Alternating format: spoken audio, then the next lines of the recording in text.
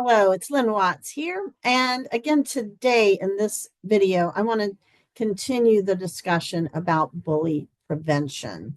So in the previous video, I talked about definition of bullying and also programs that you need to have ongoing in your school to prevent bullying. Today, what I want to talk about is 5 strategies that you want to teach students specifically in terms of how to handle bullying if it occurs, if they feel that they are a victim of bullying.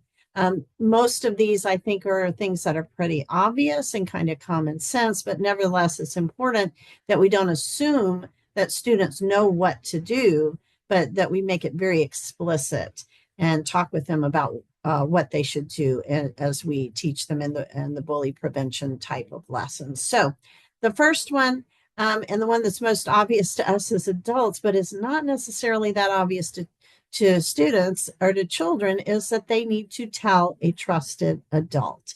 And so, of course, you need to help students identify who is a trusted adult, how would they know who that is, and help them identify safe spaces where they can talk about what is happening and who they can trust. Obviously, hopefully the counselor, you are one of those trusted adults that they could talk with, but you certainly want to identify many more trusted adults, whether that's their teacher, whether it's administration, whether it's a parent or a coach or just whoever they might have contact with in case you are not available. So telling a trusted adult is certainly number one.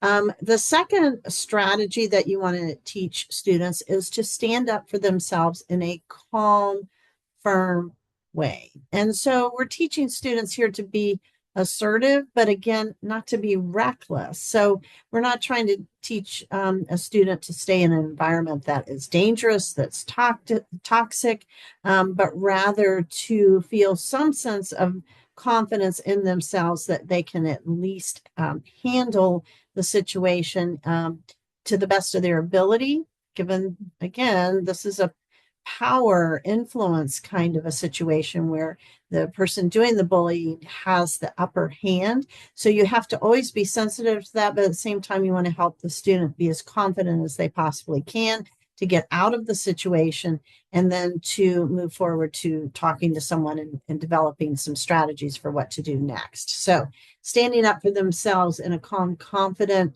manner doesn't necessarily mean physical expression, doesn't mean getting in a fight. It may simply mean some different ways to respond verbally to whatever is happening that is the bullying situation. The third strategy is to walk away. Sometimes it might mean getting away faster than walking, but hopefully they can maintain a confident walk away and find a safe space. So you want to help, as I've already mentioned, help students identify safe spaces and where they could go if they experience bullying. And then, of course, that would necessarily involve also talking with someone at that point. You want to teach students to be an upstander. And what we mean by this is not a bystander, not someone that stands back and watches other people being bullied, but rather knows how to support and give support, both emotional and perhaps even physically, to another student if they see someone else being bullied. So again, this is developing a sense of their own power and their own ability to help others who might be in a bullying situation. And then the final thing is that you want to help students learn to document what is happening. And so this may be part of talking with an adult, but certainly they need to keep a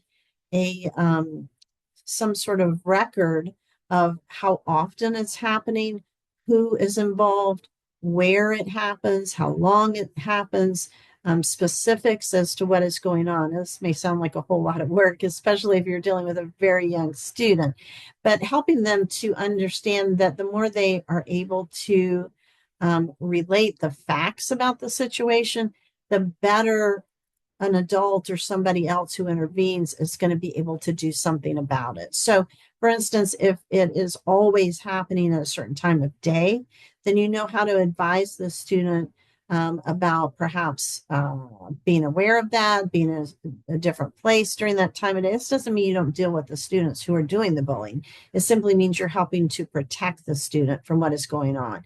If it happens in a certain place, if it's always happening on the playground, then it may mean that there needs to be more supervision, more adult supervision on the playground. So you see what I mean? It's important to really be specific about who, what, when, and where in terms of the incident. So those are the 5 strategies that you want to teach students in any of your lessons about bullying prevention. And again, these are probably things that you would review over and over, not just a one-time thing in the perhaps beginning of the year, middle of the year, but over and over during the year, just to help students keep it top of mind and know what to do if they encounter that situation. So this is Lynn Watts again, and thanks as always for listening.